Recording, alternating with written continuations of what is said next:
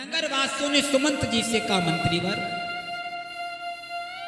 अयोध्या नरेश अभी तक जागे नहीं।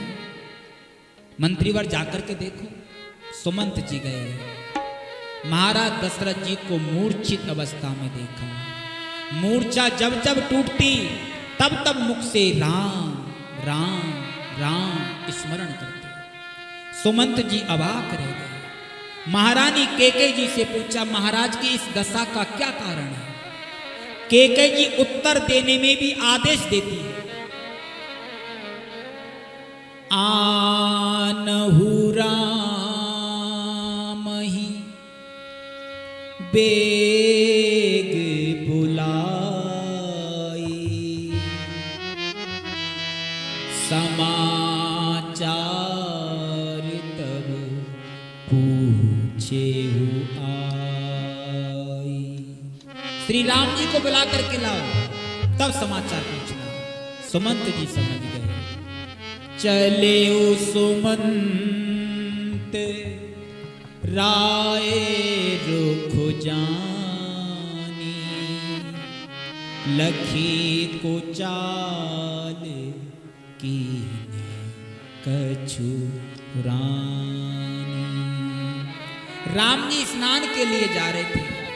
चरणों में जूतियां नहीं है, सिर पर मुकुट नहीं है, वस्त्र के नाम एक धोती धारण किए हुए हैं। उसी समय सुमंत जी आए।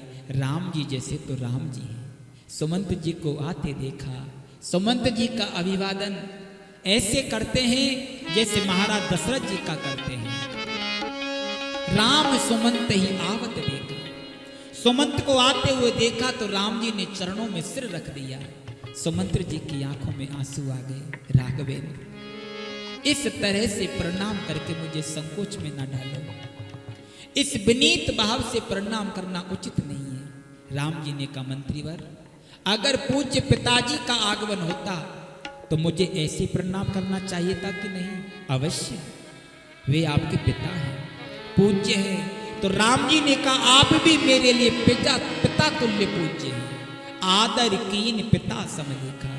सुमंत जी के नेत्र तो निर्जर हो गए, कंठ अवरुद्ध हो गया। और यही का धन्य श्री राम, जब आपके जैसा कोई दूसरा है ही नहीं तो आपके जैसा शील भी कैसे हो सकता है? जे ही समान अतिशय नहीं कोई, ताकर शील कस असे हो। सुमंत जी ने कहा, पिताजी ने आपको महारानी केकई के भवन में बुलाया है। राम जी ने कहा, मंत्रीवर, जाकर सूचना देना, थोड़ा विलंब होगा, स्नान करके अभी आता हूं। सुमंत जी ने कहा, नहीं राम, विलंब नहीं, आदेश हुआ है जिस दशा में हो तुरंत चले आए। राम जी ने कहा, तो अभी चलता हूं। तुलसीदास जी महाराज एक ही शब्द में वर्णन करते हैं, राम को मात सचिव संग जाई, देखी लोग जहाँ तहाँ बिल खाए। लोग जहाँ तहाँ देख करके बिलखते थे। क्या बात है? राम जी ने केकई माता के भवन में प्रवेश किया। पिताजी की व्यथित दशा देखी। दशरथ जी की जब मूर्छा हटती तो राम राम राम करते। राम जी ने पिता की ये दशा देखकर माता केकई के चरणों में प्रणाम करके पूछा, माता, पिताजी की इस दशा का क्या कारण है? ये राम जी का शील है। और माता केकई का व्यवहार अत्यंत रूखे सुर में बोली, महाराज जी की दशा का कारण तुम हो, तुम्हारे कारण इनकी ये दशा हुई है। राम जी तुरंत बोले, हाँ मां, मेरे ही कारण दशा हुई होगी, लेकिन स्पष्ट करो, मैं समझ नहीं पा रहा हूं। सुनऊ रामे सब कारण एहू,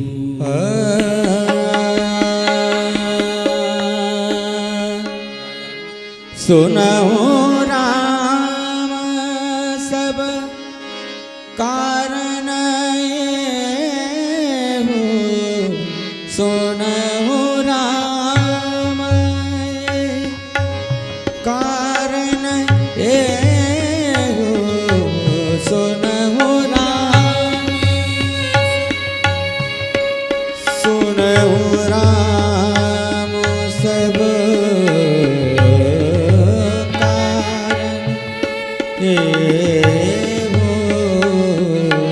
सुनहु राम राजन तुम पर बहुत स्नेह सुनहु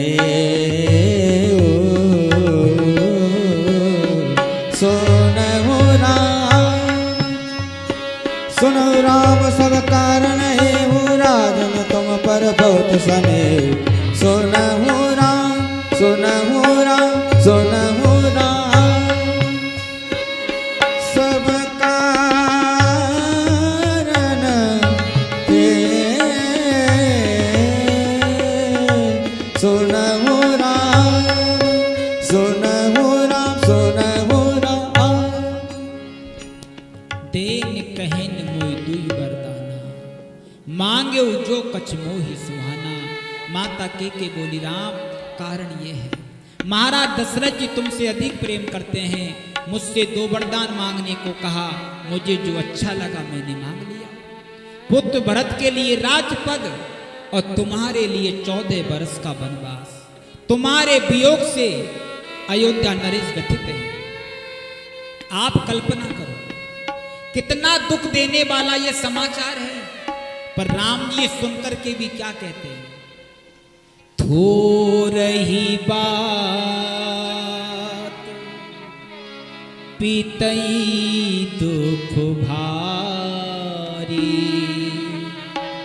होते प्रतीत ना मोहि मेहतारी। थोड़ी सी बात से पिताजी इतने दुखी, आप सोचो ये थोड़ी सी बात है। 14 वर्ष का वनवास,